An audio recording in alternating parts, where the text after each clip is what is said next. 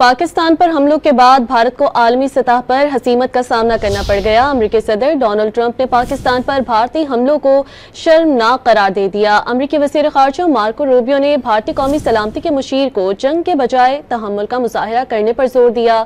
अमेरिकी रुकने Congress bread Sherman ने भारत को पैगाम दिया कि वो बगैर सबूत कशीदगी फैलाने से गुरेज करे।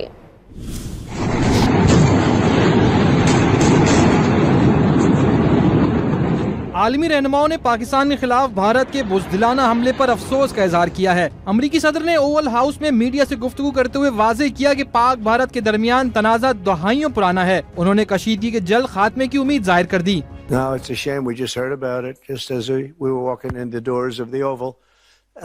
Just heard about it. I guess people knew something was going to happen based on a little bit of the past. They've been fighting for a long time. No, I just hope it ends very quickly.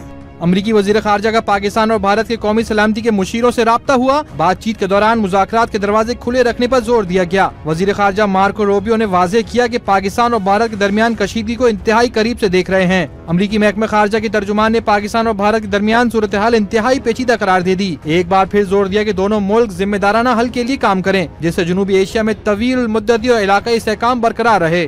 Serious issue. We clearly are still closely involved in monitoring.